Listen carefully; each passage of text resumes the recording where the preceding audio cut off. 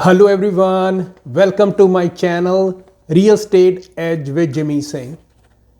In today's video, I would like to talk about mortgage interest rates, market predictions as per top Canadian banks, and my thoughts on what sort of mortgages the borrowers should seek in today's market.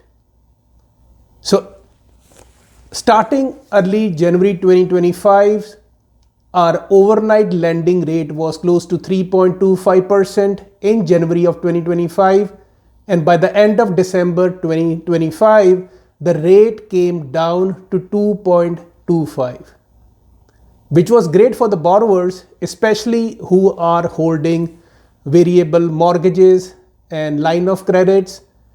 And as we all know, variable mortgages are dictated by Bank of Canada's rate cuts, whereas fixed mortgages are dictated by bond market. And in December, bond yields went up. The bond market right now see the yield to be elevated, and many investors believe rising inflation pressures from the government spending and tariffs will result in higher fixed mortgage rates. And we have seen in 2025 that rate cuts by Bank of Canada at the same time, which impact variable mortgages, the fixed mortgage dictated by bond market, they don't work in tandem. So variable rates came down, but fixed didn't. That's what we can expect moving forward. And if you can see on the screen, down the line, I will show you the predictions of different banks, the top banks in Canada. But 2026 would be very key year in mortgage renewal world. Approximately 1/3 of the mortgages will be renewed across Canada, which will impact 1.15 million Canadians who will be renewing from 2020-2021 into the higher rate environment. Another data I want to share with you is by Mortgage Logic, and they have assembled the data across Canada, and they said the average rate jumped from 1.77 in 2021 to right now 3.84% in 2025. And they considered all kind of insurance, insured, uninsured borrowers who had 5-year fixed or variable mortgages in the last 4 or 5 years. And mortgage default or delinquency rates, which is still hovering below 30-year average, is sitting at 0.33%, meaning people who are behind 90 days in their payments, the default rate across Canada is hovering around 0.33%, which is lowest in 30-year average. The uptick in default especially is in the private mortgage sectors. So I have seen in last couple of months, lenders are getting pretty aggressive in their offerings for interest rates for people who are renewing. But the challenge I see is the borrowers across Canada, especially in GTA, Greater Toronto Area, Ontario, BC, where the house prices were higher, they might see their values take big hit, and many will find refinancing challenging and tougher in 2026. That is something, we have to keep that in mind.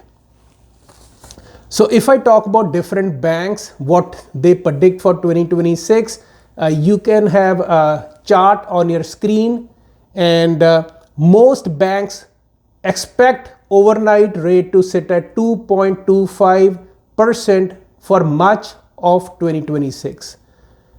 And after they start easing cycle in 2024, when they start cutting rates, and in early 2025, in last couple of meetings of Bank of Canada, policy makers expect to adopt now wait and watch approach. And they're looking at core inflation data and labor market data to make the future rate cuts, if any.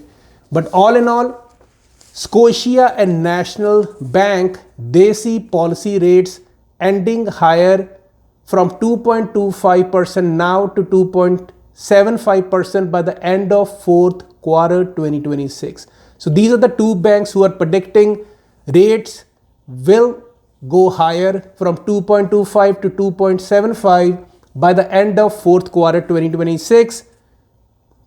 RBC project rate hike starting in 2027. So meaning RBC is saying there'll be no rate change. It will be same. And in 2027, they expect the rate to go up, overnight lending rate 3.25. TD expect policy rate to remain unchanged through the end of 2026. CIBC, Bank of Montreal forecast rate hold steady through 2026.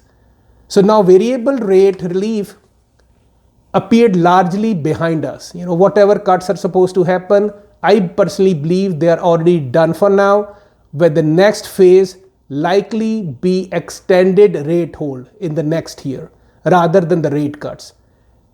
And 2026, for a lot of people who are renewing, they are looking like a rate stability most of the years. And variable rate borrowers, they are unlikely to see significant changes in their mortgage payments in 2026. But folks, if you're looking to shop around and get the best deal out there, always remember key things. You have to know your life plans, your risk tolerance.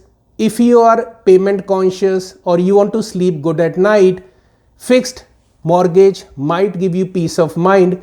But at this point of time, I have seen online there's close to 50 basis point, 0.45 basis point difference in variable and fixed mortgages. Meaning, since last year, variable mortgages came down because it depends on Bank of Canada announcement.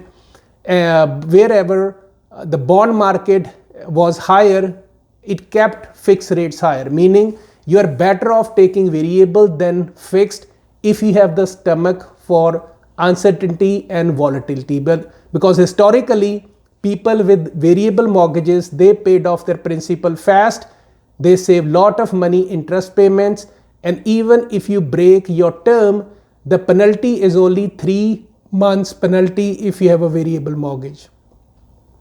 Whereas if you have a fixed mortgage, you will end up paying interest differential which can cost you thousands of dollars if you break within 5 years. So be very careful what kind of terms you want.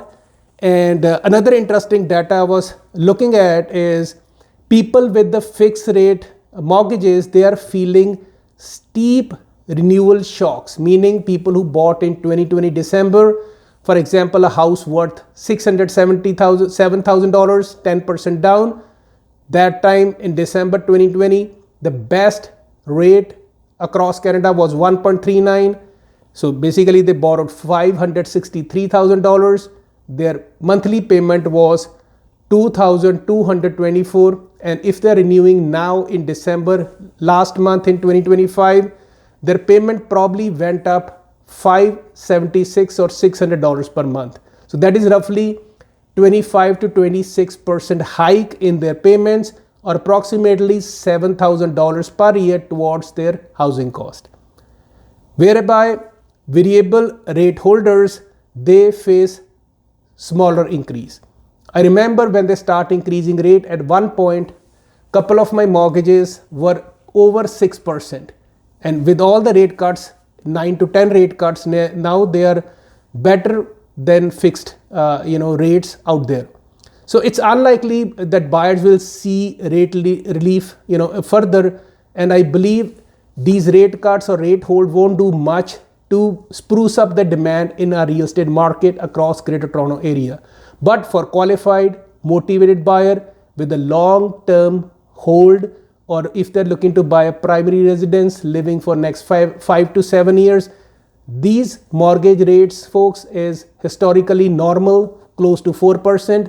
And if you get fixed mortgage rate under 4, maybe 3.7, 3.8 for 5 years, I think it's a smart and savvy choice to lock in those kind of fixed interest rate. And this market is providing you lot of opportunities to negotiate with your banks. All in all, that is all the predictions. Most banks don't see rate cuts in 2026. Scotia Bank and National Banks feel they will go 50 basis point up next year. But let's see what the future holds, because next year will be agreement between Canada, US and Mexico. CUSMA will be upcoming for renegotiation in June. So a lot of things are riding on it. It depends on how our economy is doing, how employment numbers look like. So based on all these things, if we went to recession and things doesn't work out, then there might be some rate cut. But all in all, looking at the current economy, current everything, I think if you're a buyer or you're looking to renew, I think variable is the way to go. If you have any questions in regards to your mortgage, you want us to find you good mortgage broker, in our team we have a couple of very competent people. Give us a call, we'll take care of you. Thanks for watching. God bless you.